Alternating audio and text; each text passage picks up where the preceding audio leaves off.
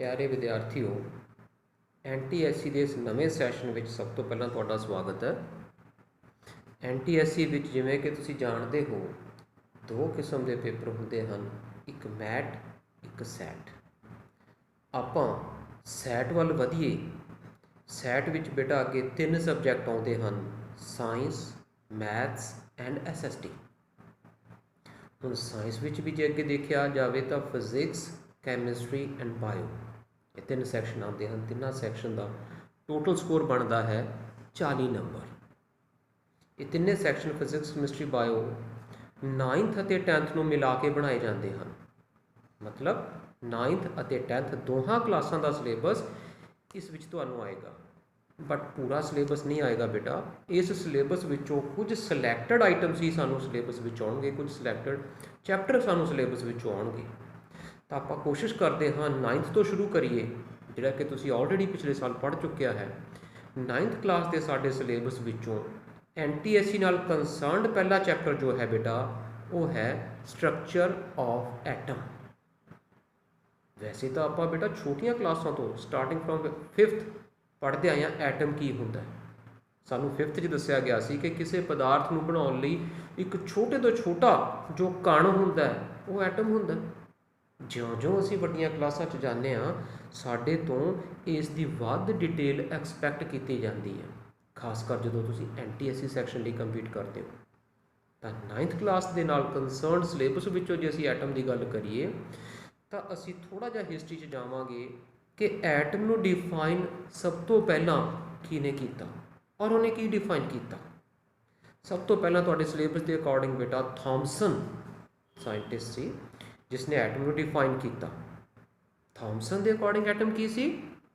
ਇੱਕ positively charged ਗੋਲਾ ਸੀ ਤੇ ਵਿੱਚ ਜਗ੍ਹਾ ਜਗ੍ਹਾ ਤੇ ਖਿਲਰੇ ਹੋਏ ਨੈਗੇਟਿਵਲੀ ਚਾਰਜਡ ਇਲੈਕਟ੍ਰੋਨ, ਜਿਨ੍ਹਾਂ ਦੇ ਖਿਲਰਨ ਦੀ ਬੇਟਾ ਕੋਈ ਸਿਮੈਟਰੀ ਨਹੀਂ ਹੈ ਕਿ ਉਹ ਚੱਕਰਾਂ 'ਚ ਘੁੰਮਦੇ ਨੇ ਜਾਂ ਕਿੰਨੇ ਫਾਸਲੇ ਤੇ ਪਏ ਨੇ, ਇਹੋ ਜਿਹਾ ਕੁਝ ਨਹੀਂ। ਰੈਂਡਮਲੀ ਪੋਜ਼ਿਟਿਵਲੀ ਚਾਰਜਡ ਗੋਲੇ ਦੇ ਵਿੱਚ ਨੈਗੇਟਿਵਲੀ ਚਾਰਜਡ ਇਲੈਕਟ੍ਰੋਨ ਐਦਾਂ ਖਿੰਡੇ ਪਏ ਨੇ ਜਿਵੇਂ ਆਪਾਂ ਕਹਿ ਸਕਦੇ ਕਿ ਇੱਕ ਖੀਰ ਵਿੱਚ ਡਰਾਈ ਫਰੂਟ ਖਿੰਡੇ ਪਏ ਹੁੰਦੇ।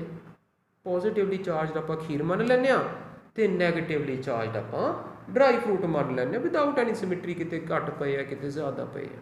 ਬਟ ਉਹਨੇ ਕਿਹਾ ਐਜ਼ ਏ ਹੋਲ ਐਟਮ ਨਾ ਪੋਜ਼ਿਟਿਵ ਚਾਰਜ ਨਾ ਨੈਗੇਟਿਵ ਚਾਰਜ, ਚਾਰਜ ਬਰਾਬਰ ਹੈ। ਬਟ ਕਿਵੇਂ ਸਕੈਟਰ ਹੈ ਕੁਝ ਨਹੀਂ ਦੱਸਿਆ। ਚਲੋ ਬੇਟਾ, ਚਾਰਜ ਕੋਈ ਨਹੀਂ ਐਟਮ 'ਤੇ, ਇਹ ਜਿਹੜੀ ਗੱਲ ਦੱਸੀ ਇਹਨੂੰ ਆਪਾਂ ਮੰਨ ਲੈਂਦੇ ਹਾਂ, ਬਟ ਇਲੈਕਟ੍ਰੋਨ ਦੀ ਡਿਸਟਰੀਬਿਊਸ਼ਨ ਨੂੰ ਆਪਾਂ ਨਹੀਂ ਮੰਨਦੇ। ਇਸ ਤੋਂ ਅਗਲੇ ਸਾਇੰਟਿਸਟ ਵੱਲ ਵੱਧਦੇ ਹਾਂ ਜਿਸਨੇ ਕਿ ਐਕਸਪੈਰੀਮੈਂਟੇਸ਼ਨ ਬੇਸਡ ਸਾਨੂੰ ਦੱਸਿਆ, ਰਦਰਫੋਰਡ ਨੇ ਬਹੁਤ ਪਤਲੇ ਗੋਲਡ ਦੀ ਫੋਇਲ ਲੈ ਕੇ ਉਹਦੇ ਰਾਹੀਂ ਐਕਸਪੈਰੀਮੈਂਟ ਕੀਤਾ ਅਤੇ ਅਲਫਾ ਪਾਰਟੀਕਲ ਮਾਰੇ, ਅਤੇ ਅਲਫਾ ਪਾਰਟੀਕਲ ਮਾਰਨ ਤੋਂ ਬਾਅਦ ਬੇਟਾ ਜੋ ਰਿਜ਼ਲਟ ਸਾਹਮਣੇ ਆਇਆ ਉਹਦੇ ਆਧਾਰ 'ਤੇ ਉਹਨੇ ਐਟਮ ਬਾਰੇ ਦੱਸਿਆ ਕਿ ਐਟਮ ਛੋਟਾ ਹੈ, ਉਹਦੇ ਵਿੱਚ ਉਹਦਾ ਕੇਂਦਰਕ ਉਦੋਂ ਵੀ ਬਹੁਤ ਛੋਟਾ ਹੈ ਜਿਸ 'ਤੇ ਕਿ ਧਨ ਚਾਰਜ ਹੈ। ਇਲੈਕਟ੍ਰੋਨ ਬਾਹਰ ਘੁੰਮਦੇ ਉਹਦੇ, ਪਰ ਇਲੈਕਟ੍ਰੋਨ ਜੇ ਘੁੰਮਦੇ ਹੈ ਤਾਂ ਉਹ ਜ਼ਰੂਰ ਆਪਣੀ એનર્ਜੀ ਰੇਡੀਏਟ ਕਰਦੇ ਹੋਣੇ ਆ। ਹੁਣ ਜੇ ਬੇਟਾ એનર્ਜੀ ਰੇਡੀਏਟ ਕਰਦੇ ਹੋਣੇ ਆ ਤਾਂ ਇਲੈਕਟ੍ਰੋਨ ਦੀ એનર્ਜੀ ਘਟ ਜਾਂਦੀ ਹੋਣੀ ਹੈ। ਜੇ એનર્ਜੀ ਘਟੇਗੀ ਤਾਂ ਅਲਟੀਮੇਟਲੀ ਕਿਤੇ ਮੁੱਕੇਗੀ ਵੀ। ਬੇਟਾ ਜੇ ਇਲੈਕਟ੍ਰੋਨ ਦੀ એનર્ਜੀ ਮੁੱਕ ਜਾਂਦੀ ਹੈ ਤਾਂ ਉਹ ਕੇਂਦਰਕ 'ਚ ਗਿਰ ਜਾਣਗੇ, ਔਰ ਜੇ ਕੇਂਦਰਕ 'ਚ ਗਿਰ ਜਾਂਦੇ ਹੈ ਤਾਂ ਐਟਮ ਖਤਮ, ਕਲੈਪਸ, ਜੋ ਕਿ ਸੰਭਵ ਨਹੀਂ। ਸੋ ਰਦਰਫੋਰਡ ਦੀ ਵੀ ਇੱਥੇ ਸਾਨੂੰ ਕਿਤੇ ਕਮੀ ਨਜ਼ਰ ਆਉਂਦੀ ਹੈ। ਇਸ ਤੋਂ ਬਾਅਦ ਬੇਟਾ ਸਾਇੰਟਿਸਟ ਬੋਹਰ, ਜਿਸ ਨੇ ਹੋਰ ਐਡਅਪ ਕਰਦੇ ਹੋਏ ਦੱਸਿਆ ਕਿ ਇਲੈਕਟ੍ਰੋਨ ਘੁੰਮਦੇ ਆ ਡਿਸਕਰੀਟ ਆਰਬਿਟਸ ਦੇ ਵਿੱਚ, ਔਰ ਉਹ એનર્ਜੀ ਰੇਡੀਏਟ ਨਹੀਂ ਕਰਦੇ। ਨਹੀਂ ਕਰਨਗੇ ਤਾਂ એનર્ਜੀ ਨਹੀਂ ਘਟੇਗੀ, એનર્ਜੀ ਨਹੀਂ ਖਤਮ ਹੋਏਗੀ ਇਸ ਚੈਪਟਰ ਵਿੱਚ। ਇਸ ਤੋਂ ਅੱਗੇ ਅਸੀਂ ਕੀ ਪੜ੍ਹਨਾ ਹੈ? ਵੈਲੈਂਸੀ ਕੀ ਹੁੰਦੀ ਹੈ? ਇਹ ਵੀ ਤੁਸੀਂ ਛੋਟੀ ਕਲਾਸ 'ਚ ਪੜ੍ਹਿਆ ਸੀ। ਕਿਸੇ ਐਟਮ ਵਿੱਚ ਮੌਜੂਦ ਬਾਹਰਲੇ ਸ਼ੈੱਲ ਦੇ ਉਹ ਇਲੈਕਟ੍ਰੋਨ ਜੋ ਰਿਐਕਸ਼ਨ ਵਿੱਚ ਪਾਰਟੀਸਪੇਟ ਕਰਦੇ ਆ ਉਹਨੂੰ ਅਸੀਂ ਵੈਲੈਂਸੀ ਕਹਿੰਦੇ ਹਾਂ। ਇਸ ਤੋਂ ਬਾਅਦ ਇਹਦੇ ਵਿੱਚ ਬੇਟਾ ਅਸੀਂ ਪੜ੍ਹਾਂਗੇ ਐਟੋਮਿਕ ਨੰਬਰ ਅਤੇ ਐਟੋਮਿਕ ਮਾਸ। ਕਿਸੇ ਐਟਮ ਵਿੱਚ ਪ੍ਰੈਜ਼ੈਂਟ ਐਟੋਮਿਕ ਨੰਬਰ ਕਿਸ ਨੂੰ ਕਹੀਏ? ਕਿਸੇ ਐਟਮ ਵਿੱਚ present proton, that is nucleus ਵਿੱਚ ਪ੍ਰੈਜ਼ੈਂਟ ਪ੍ਰੋਟੋਨ, ਉਹਨੂੰ ਅਸੀਂ ਉਹਦਾ ਐਟੋਮਿਕ ਨੰਬਰ ਕਹਾਂਗੇ। ਐਂਡ ਐਟੋਮਿਕ ਮਾਸ ਕਿਹਨੂੰ ਕਹੀਏ? ਨਿਊਕਲੀਅਸ ਵਿੱਚ ਪ੍ਰੈਜ਼ੈਂਟ ਪ੍ਰੋਟੋਨ ਅਤੇ ਨਿਊਟਰੋਨ, ਜਿਹਨੂੰ ਕਲੈਕਟਿਵਲੀ ਅਸੀਂ ਨਿਊਕਲੀਓਨ ਕਹਿੰਦੇ ਹਾਂ। ਉਹਨਾਂ ਦੇ ਸਮ ਨੂੰ ਕੀ ਕਹੀਏ ਅਸੀਂ, ਐਟੋਮਿਕ ਮਾਸ। ਇਸ ਤੋਂ ਬਾਅਦ ਇਸੇ ਚੈਪਟਰ 'ਚ ਆਉਂਦੇ ਆ ਆਈਸੋਟੋਪ ਤੇ ਆਈਸੋਬਾਰ।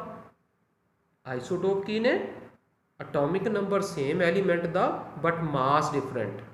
ਜਿਵੇਂ ਹਾਈਡਰੋਜਨ ਦਾ ਆਪਾਂ ਕੇਸ ਲੈ ਸਕਦੇ ਹਾਂ 1H1 1H2 1H3, that is protium, deuterium and tritium। ਇਹ ਆਈਸੋਟੋਪ ਨੇ ਹਾਈਡਰੋਜਨ ਦੇ, ਸਭ ਦਾ ਐਟੋਮਿਕ ਮਾਸ ਅਲੱਗ, atomic number same. Atomic number 1 atomic mass, protium ਦਾ 1, ਡਿਊਟੇਰੀਅਮ ਦਾ 2 ਐਂਡ ਟ੍ਰੀਟੀਅਮ ਦਾ 3। ਇਸ ਤੋਂ ਬਾਅਦ ਆਈਸੋਬਾਰ ਜਿਹੜਾ ਕਿ ਟੋਟਲੀ ਇਹਦੇ ਆਪੋਜ਼ਿਟ ਹੈ, ਉਹਦਾ ਐਟੋਮਿਕ ਨੰਬਰ ਸੇਮ ਸੀ, ਇਹਦਾ ਡਿਫਰੈਂਟ ਹੈ, ਉਹਦਾ ਮਾਸ ਡਿਫਰੈਂਟ ਸੀ, ਇਹਦਾ ਸੇਮ ਹੈ। ਕਲੋਰੀਨ ਕੇਸ ਲੈ ਸਕਦੇ ਹਾਂ 35 ਐਂਡ 37, ਦੋਨੇ ਕੀ ਨੇ, ਆਈਸੋਬਾਰ ਨੇ। ਬੇਟਾ ਮੈਂ ਤੁਹਾਨੂੰ ਬਹੁਤ ਸ਼ਾਰਟ ਦੇ ਵਿੱਚ ਇਸ ਚੈਪਟਰ ਬਾਰੇ ਦੱਸਿਆ ਹੈ ਤਾਂ ਕਿ ਤੁਹਾਨੂੰ ਕਿਉਰਿਓਸਿਟੀ ਹੋ ਜੇ ਤੇ ਤੁਸੀਂ ਬੁੱਕ ਪੜ੍ਹੋ। ਮੈਂ ਤੁਹਾਨੂੰ ਚੈਪਟਰ ਨਹੀਂ ਪੜ੍ਹਾਇਆ, ਮੈਂ ਇਹਦਾ ਕੰਟੈਂਟ ਮੈਟਰ ਤੁਹਾਨੂੰ ਬਹੁਤ ਸ਼ਾਰਟ 'ਚ ਦੱਸਿਆ। ਔਰ ਇਹਦੇ ਨਾਲ ਕੰਸਰਨਡ ਬੇਟਾ ਤੁਹਾਨੂੰ ਕੁਝ ਕੁਐਸਚਨ MCQ ਬੇਸ ਭੇਜੇ ਜਾਣਗੇ ਤੇ ਸਾਡੀ ਨੈਕਸਟ ਕਲਾਸ ਵਿੱਚ ਉਹਨਾਂ ਦੇ ਆਨਸਰ ਦਿੱਤੇ ਜਾਣਗੇ ਤੇ ਨੈਕਸਟ ਟੌਪਿਕ ਕੀਤਾ ਜਾਏਗਾ।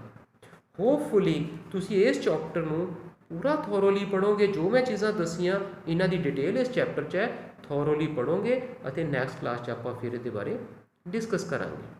ਓਕੇ ਬੇਟਾ, ਟਿਲ ਦੈਨ ਪੜ੍ਹਦੇ ਰਹੋ, ਹਾਰਡ ਵਰਕ ਕਰੋ। Thank you.